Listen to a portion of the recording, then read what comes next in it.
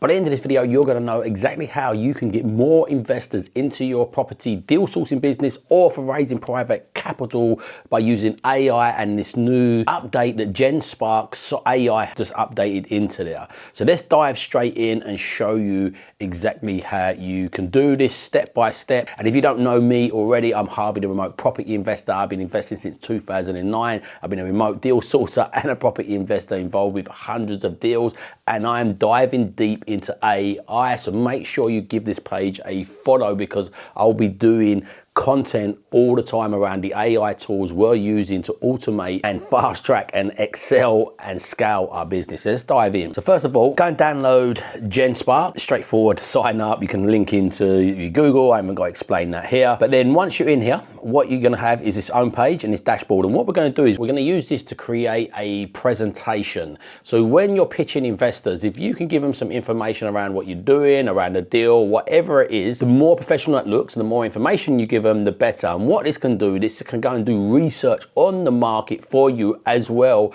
around whatever subject and whatever thing you're doing. So here's a couple of use case examples for this. If you want to make an investor pack for, say, Liverpool and the benefits of investing in Liverpool, you can do that. If you want to make an investor pack for the benefits of investing in HMOs, you can do that. If you want to make an pack for like the benefits of investing in the north as opposed to the south, you can do that. And it'll research the data for you and it'll put it together in some slides for you. You can put your own stuff in there, like your own colors, your fonts, your own photos as well. But we're just going to generate this all from AI. Let's jump in and show you how this works. So on the homepage here, so this has got some built-in agents into this already. Over here, you've got this AI slide. So go onto task, hits task. The great thing with this, you can just speak to it. You haven't got to be typing all the time and stuff like that. Here's a prompt idea what you want to do. Hey, so I am a HMO investor and I'm looking to raise some finance and capital for my next HMO project.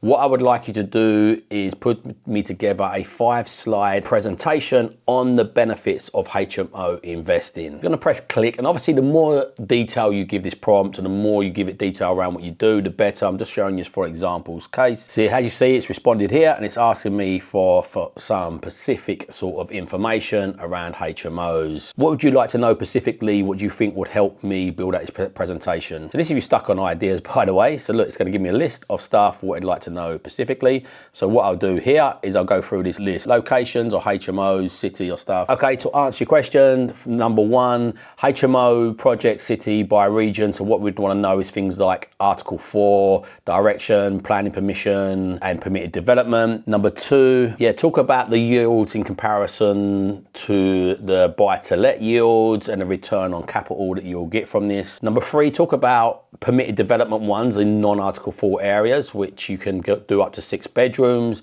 and then talk about sui generis planning permission stuff over 7 bedrooms and the pros and cons of that and the planning application. Number 4, the unique selling points. You might be talking about renting these out to supporting living or social housing providers. You might be talking about doing these high-end and boutique styles for professional or blue collar style ones. Number 5, target audience would be expats living in places like Dubai, Singapore, Hong Kong, London, sort of corporate style workers. Number 6, check out the trend and data on things like room occupancy, demand for it, the need for this, obviously the reducing like home stock with landlords exiting the market. Number 7, say I'm an experienced HMO investor that's been investing in HMOs for over 5 years and got over 100 rooms. So now it's thinking.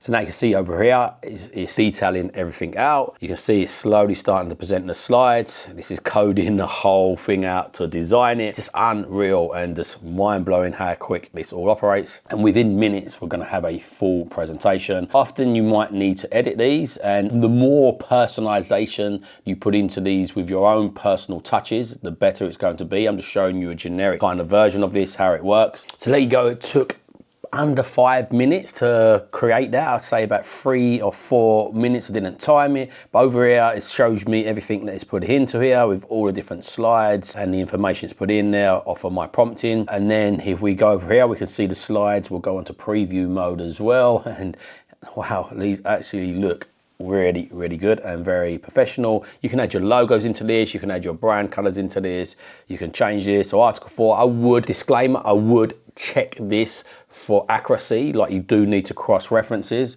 But Article 4, what is Article 4? Local authorities restrict required planning permission for small HMOs to C3 to C4 use class. So we talked about superior returns and yields. So look, this is comparing the gross yield to a HMO traditional buy to let here, and cash flow and return, and the 5-year projections, return on capital there, employment options. So it's giving you different options for different ways you could potentially use these, larger HMOs, lower ones, the pros and cons of there. Talking about permitted development and planning permission, sui generis, pros and cons, the tenant profile and a different sort of stuff, and some highlight blue collar and price wise where you're going to be with that, and a bit about a track record as well, rooms and stuff like that. So as you can see, it's a phenomenal tool. So now you've got the presentation to pitch an investor. You need to know how to find an investor. If you don't know how to do that, make sure you watch this video here.